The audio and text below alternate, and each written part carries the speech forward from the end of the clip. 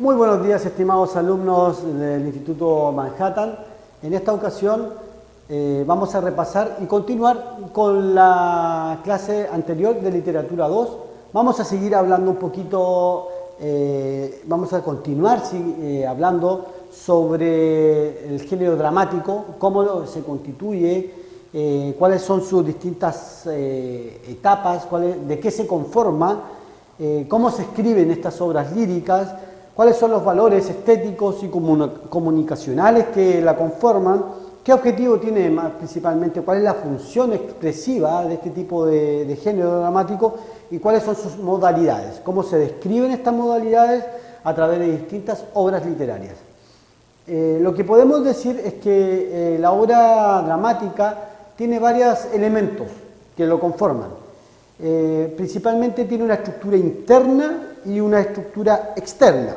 La estructura interna o de conflicto, que es el nombre que recibe, está esbozada cuando hablamos a través de una representación, ¿verdad?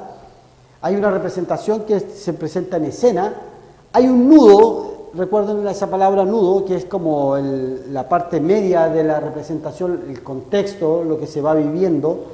Hay una intensidad, que es una intensidad tonal, que esta representación, cuando se va representando el nudo, este nudo puede ser muy intenso. Hay un momento de clímax en la actuación teatral, ¿verdad? O en el drama, que llega hasta su punto máximo de clímax, es decir, ya la intensidad es tan alta que ya llega hasta un momento en que pasan muchas cosas y eso se conoce como clímax. Y luego de ese clima hay un desenlace. Los actores ya va terminando la obra teatral o el drama, hay un desenlace y este desenlace termina en un final.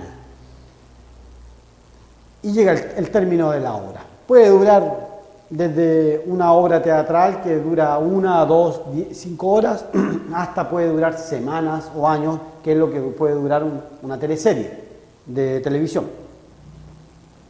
A esta estructura se le puede llamar estructura interna, como les dije anteriormente, pero hay otra llamada estructura externa.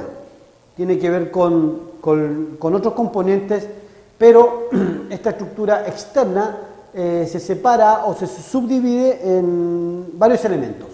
Uno de los elementos es el conflicto.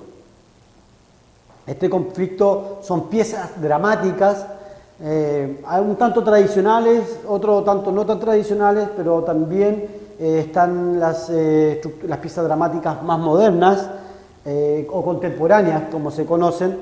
Tienen una línea de acción, siempre hay una línea de acción, ¿verdad? En este tipo de obras hay una historia, es decir, una historia que se cuenta y que se desarrolla con una secuencia de hechos que están todos íntimamente conectados entre sí, hasta llegar a lograr la trama para que se conecten. Pueden pasar varias situaciones, los actores o los personajes están viviendo distintas situaciones, pero cada una de estas situaciones están unidas. ¿En qué? En esta estructura externa que es un conflicto. El conflicto generalmente es una lucha que pueden ser de dos fuerzas opuestas.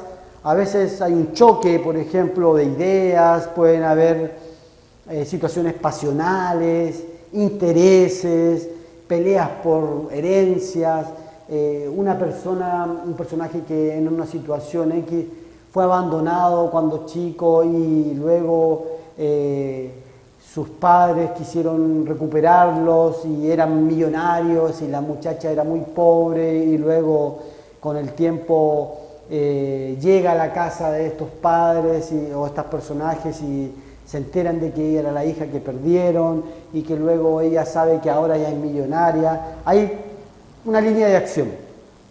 En general, lo que busca cada una de estas partes es imponerse. Es decir, el bien contra el mal, dos fuerzas opuestas que están siempre luchando, ¿verdad? Y hay una que siempre se quiere imponer sobre la otra. Esta situación en la obra intenta buscar una hegemonía, es decir, una de ellas quiere siempre estar por sobre de la otra. Es así como se va desarrollando este tipo de conflicto.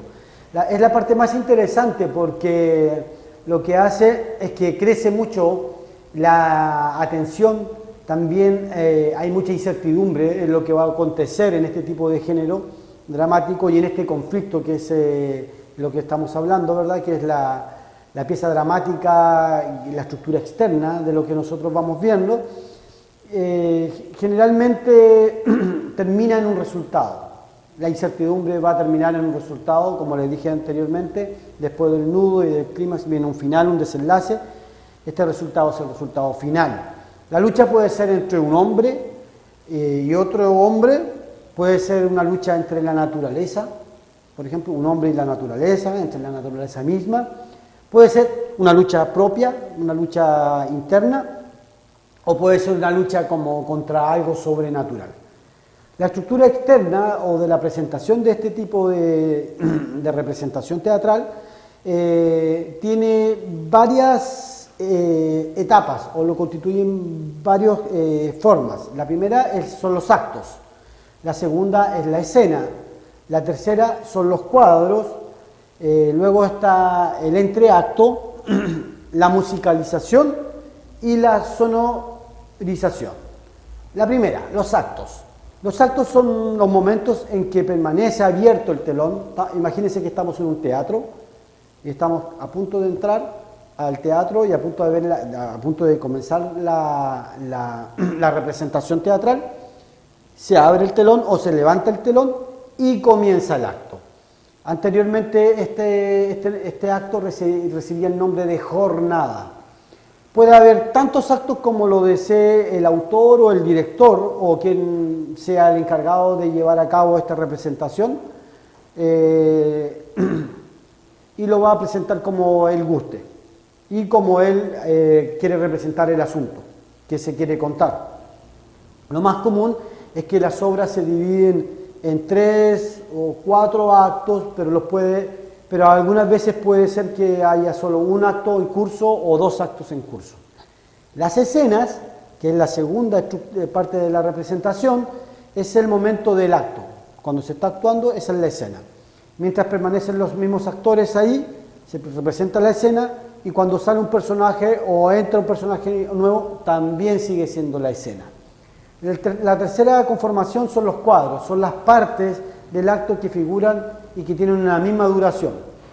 El otro es el entreacto. Esa parte es el tiempo que permanece cerrado el telón o abajo el telón y durante ese momento a veces en la antigüedad se solían presentar otros tipos de piezas menores mientras estaba cerrado el telón, algo que entretuviera, digamos, al público. A veces podía ser una escena, un acto de malabarismo, de danza, de equilibrio o simplemente actos más pequeños que tienen que ver otras cosas. Se presentan como entremeses, le llamaban. Ese es el entreacto.